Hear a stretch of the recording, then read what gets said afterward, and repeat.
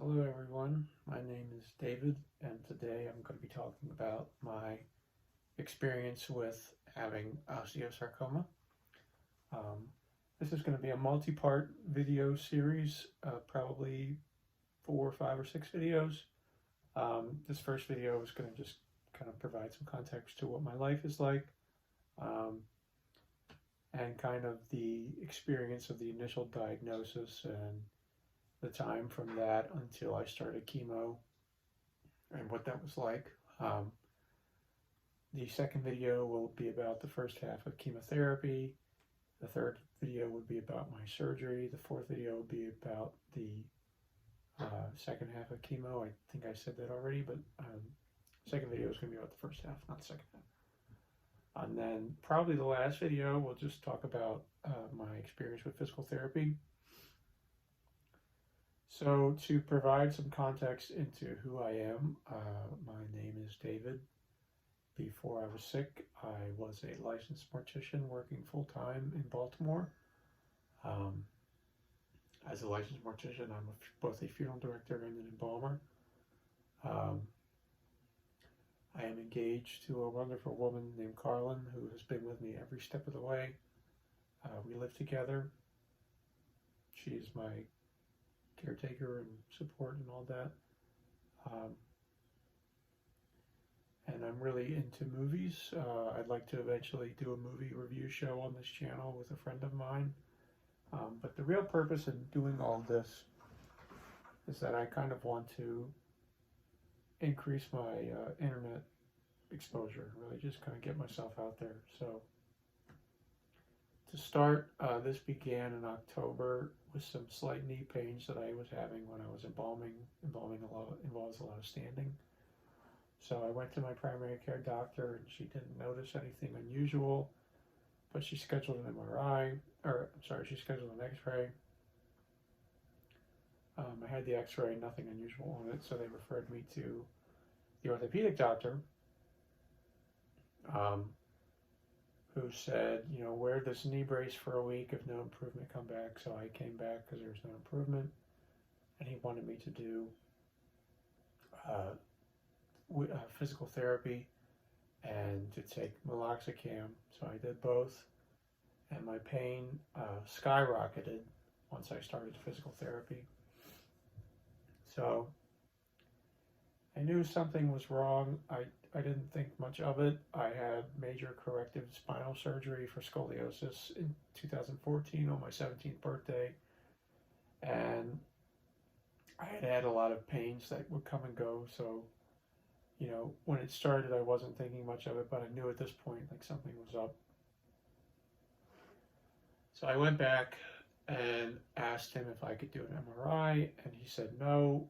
Take meloxicam for 2 weeks, and if there is no improvement, then we'll do an MRI.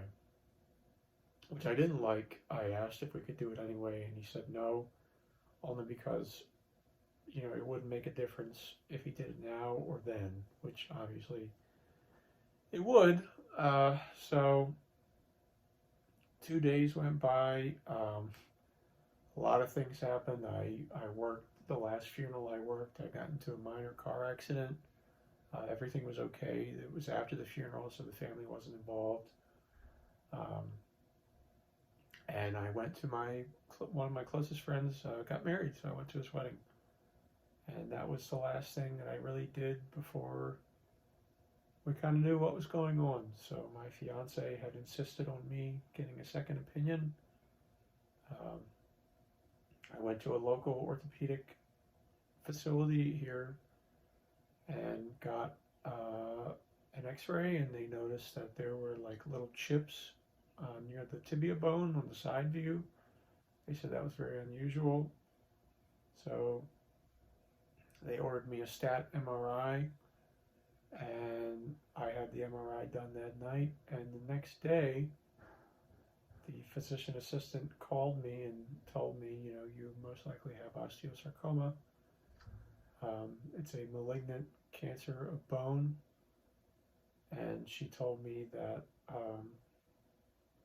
I needed to take weight off of it immediately so that it wouldn't fracture. So that was That was very difficult to experience that.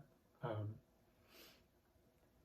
it felt like the rug had been pulled out from under me. I quit my job, told my fiance.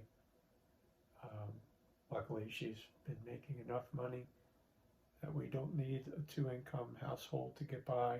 Um, it's not to say it's been easy, because it hasn't. Uh, so after that, the doctors referred me to a orthopedic oncologist named Matthew Wallace at Franklin Square Hospital. I met with him for a consultation. I had some more tests done. I had a full body bone scan, a CT scan of my lungs, because this cancer tends to spread to the lungs before it goes anywhere else. Everything was clear. My tumor was localized, and while it was malignant, it hadn't spread anywhere. I had no metastasis in my lung, which was a miracle in my opinion. So at that point, it was just having had a biopsy done to really officially diagnose it. I had that done on December 11th. And I had that done on November 27th. And on December 11th, I got my official diagnosis. So I met with the oncologist there about starting chemo, and they explained to me that the hospital there is really not equipped to handle osteosarcoma. So they recommended me to a oncologist in DC. His name is Dr. Dennis Prebat. Wonderful, wonderful man. I had a meeting with him on January 4th, and we did have a little bit of issues. I was not able to procure a sample for the sperm test because of the drugs I was on, and I had to just kind of let that go. I just didn't have time. At that point, the tumor had grown so much that it put a hole in the back of my tibia. So I really, really could not wait any longer. I couldn't put any weight on it because of the risk of fracture, like I said. So I started chemo in the middle of January after getting my port put in. I have a unique port called a Groshon catheter. It's basically two lines that are wired into my heart and come out of my chest. It's a lot easier to work with. You can put them in and take them out immediately. So yeah, it was a very uncertain time, a very nerve-wracking time. I wasn't really sure what was going to happen. I wasn't sure how far the cancer was along. I wasn't sure if chemo was going to do anything or not. But, luckily, when I started chemo, my pain just stopped. So I knew something was working, and I knew I had a little bit better feeling that I had a chance.